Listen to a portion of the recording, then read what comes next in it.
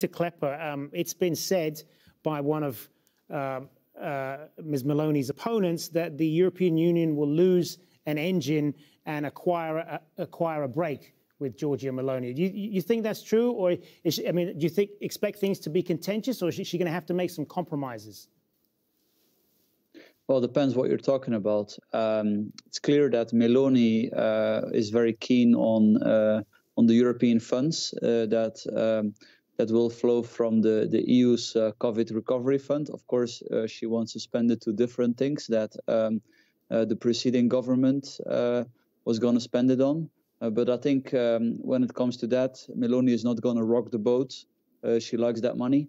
However, when it comes to things like immigration, Meloni is definitely not going to sign up to the plans that some of the European commissioners have in mind for immigration. She actually wants to follow the Danish and the British model to sort of end the migration chaos that we see. And of course, to do that, she's looking at outsourcing asylum processing. I think people should understand that this is actually in itself unrelated to whether you want less or more migration.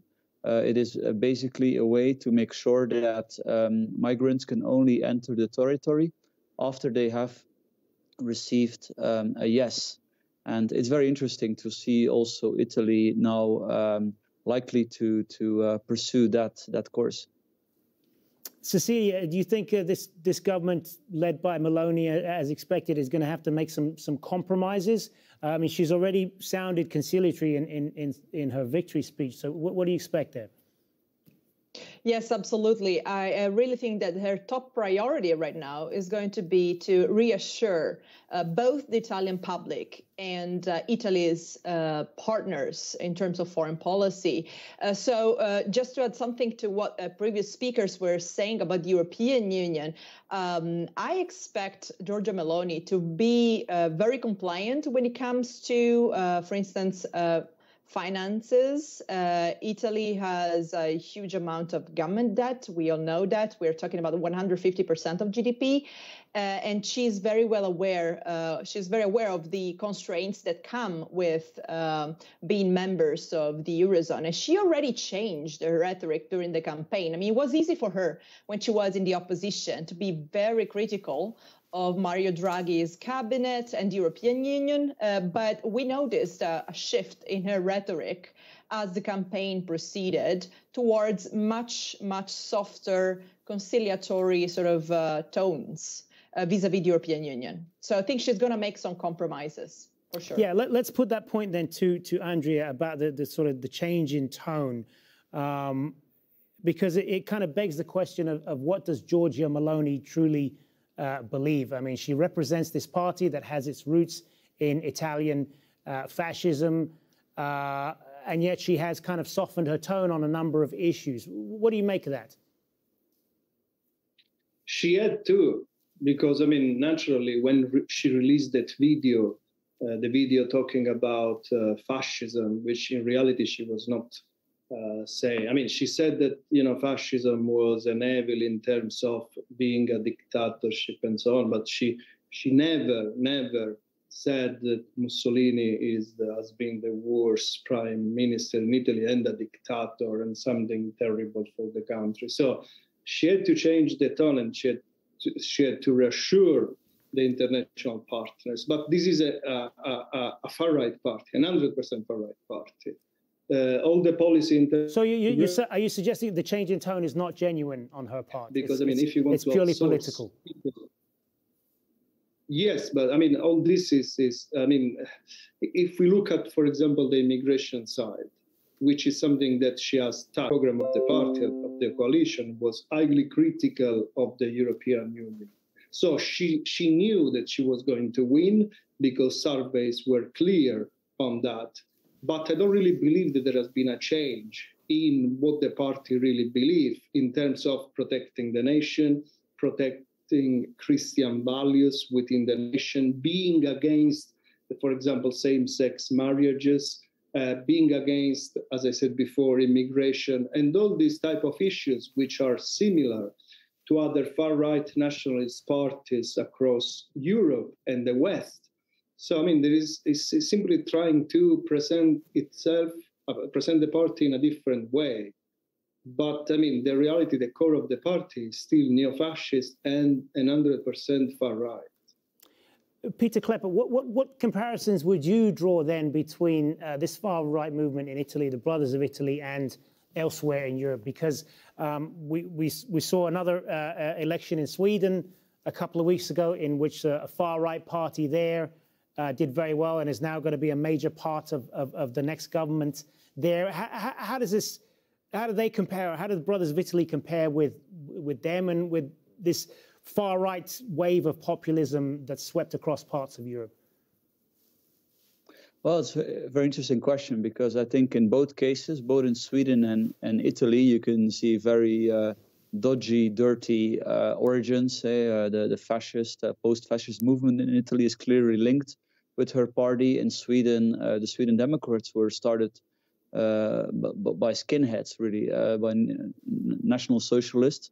But I do think in both cases, I mean, there are objective changes in official policy stances. Certainly in Sweden, I think, the party is, I think, slightly populist, but it's very close to the center right. I guess it also depends which politician you're talking about.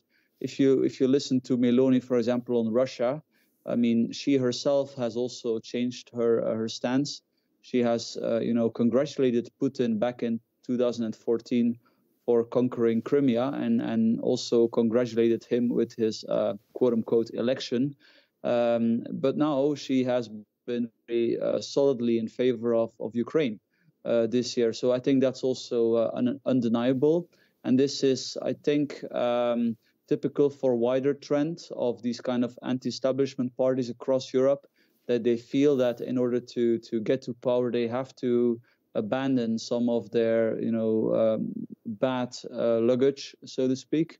And in itself, that's of course a welcome development. It's good that parties that were holding more authoritarian opinions are abandoning those. But obviously, we'll have to see in practice whether they stick to those. I do think that in the case of Meloni, when it comes to Russia, she will. Let's not forget that it's not only in Italy, but also in France and Germany, where politicians have been a lot more careful when it comes to the sanctions, for example. And itself, it's normal. It's good that among European democracy, you have a healthy debate. But ultimately, there was a united front against the Russian aggression. And I personally think in the end, also Italy will stick with the European alliance and the Western alliance on this topic. Now, as with all Italian governments or recent Italian governments, she's not going to be able to govern on her own, Cecilia. She's got to form a coalition with Matteo Salvini's League and Berlusconi's Forza Italia party. And it's been reported that there are some internal tensions there. There was this tape of Salvini making some disparaging remarks about her, and it's been rumored that Berlusconi doesn't get along with her either. How difficult is that going to be to keep the strands of that coalition together? This is the big question that everybody's asking, right? How long will this coalition survive? Now, we have to consider that Italy hasn't really turned right, in the sense that Meloni didn't really steal votes from the left. The transfers of votes have been mostly internal to the coalition. Actually, Matteo Salvini gave a press conference a few hours ago, and it was pretty livid because his party had lost a lot, and had lost a lot to Meloni's party. So he was obviously trying to say that they are a solid majority, the solid coalition that are going to rule the country for 5 years. They're aligned, but many questions by the journalists were pointing to his possible regrets or perhaps problems with the fact that Meloni did better than him. So I would say that the first obstacle will be a disgruntled Matteo Salvini as a junior coalition partner. And naturally, Berlusconi. Berlusconi is also a question mark, I would say. Berlusconi is another big personality. I mean, all of them are big egos, big personalities. And Berlusconi clearly wants to be the kingmaker within the coalition. So I think that she will have to overcome a number of challenges, not just externally speaking, but also within her own coalition, especially considering that this is going to be a very, very harsh winter for Italy and for Europe in general, with the energy crisis, with the cost of living going up, and a lot of room for perhaps contestation inside and outside of the coalition. Andrea, if we look at the pattern of Italian elections over the last few years, there does seem to be kind of waves of popularity for anti-establishment parties. There was Matteo Salvini's League a few years ago, and then the Five Star Movement before that. But each one of them just kind of fizzled away. Do you expect a similar thing to continue here? Is this just the next wave? It's possible because, I mean, these votes are going up and down. But as my colleague was saying, here we're not talking about a movement like the Five Star, suddenly gaining votes from everywhere in the political system. We're talking about, as she was saying, an internal job, in the sense that Meloni is taking these votes from her allies. It is possible that, in terms of surveys, they will lose votes ahead. But at the end of the day, what it matters is essentially the fact that they have a majority. So they will not lose those MPs over the legislature, which means that they can change things even if surveys are going down. So it's possible that there will be problems. It's possible that, there will be people doing fascist salutes in the party, and even key militants doing this type of things, and they will be caught, and there will be scandals and so on. But, having a governmental crisis is a much more complex issue, and it will also depend on the international setting. Peter Klepper, do you fear that Italy could go the same direction as Poland or Hungary? And I mentioned those two countries because these are countries in where the far-right governments have not only been consistently popular, but they've been accused of backsliding on democracy and changing the system to suit them. There's a fear that a similar situation might happen with Meloni, particularly that she's had a lot of good things to say about Viktor Orban, the leader of Hungary. Well, at least if you ask the Commission President, Ms. Ursula von der Leyen, she found it necessary this week to sort of threaten Italy with the Poland-Hungary treatment. She said if the vote doesn't go the right way, we have certain tools, quote unquote, at our disposition. I mean, I would not say that's a very smart thing to say just before a democratic election coming from a non-elected European Commission official. Now, at the European Union level, indeed, often, of course, you have these attempts to try to, contribute to a better rule of law environment in countries where indeed there are problems. In Poland and Hungary, there's many problems with that. The first thing is, of course, that you have often the risk of double standards. Nobody ever talks about Romania, Bulgaria, but there we have very serious problems with the rule of law, but because of political reasons, these countries sort of can escape, the EU criticism. Also, I would say it's very strange that indeed you have these problems in Poland and Hungary, but actually sometimes also in Italy. When the European Recovery Fund was agreed, senior officials of the Italian justice system were warning that organized crime was going to be ready to try to, rip off a lot of that money. That's already the problem with a lot of EU spending. So I would say if the European Union is so concerned about the rule of law in certain member states in organized crime getting their hands on all that money. Perhaps they should, start, reducing these funds. But there, when we're talking about that, then the EU institutions are never that enthusiastic, because of course they're very keen on those funds. I'm just going to give what's probably going to be the last word on this to Cecilia. It's worth remembering as well that Italian governments generally don't have a long life if the last 30 years is anything to go by.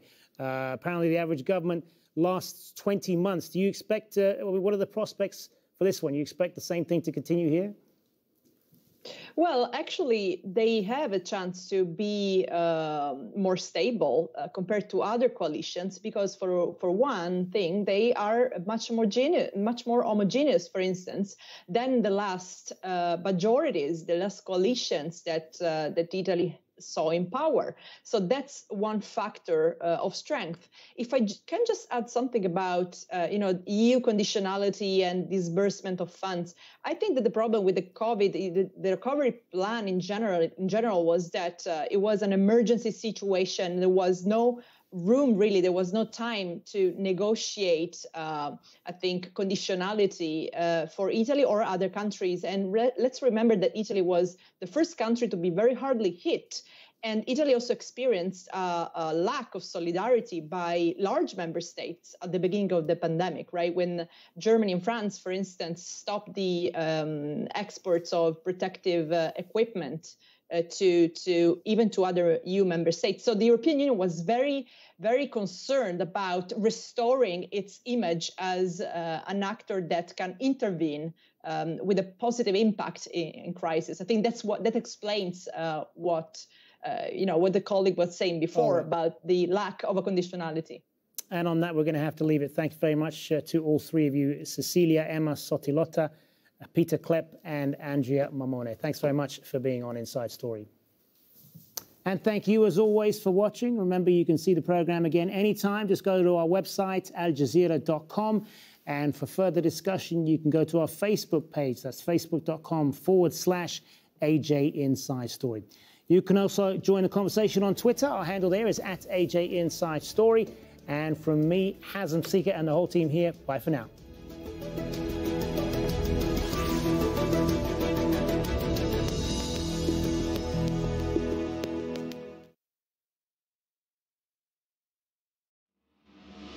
Indonesia, your investment destination, the world's 10th largest economy, is busy transforming, ready to be your business partner. With a robust talent pool, politically and economically stable and strong policies, being the powerhouse, Indonesia is confirmed by the G20 presidency, bringing opportunities for you. Invest Indonesia now.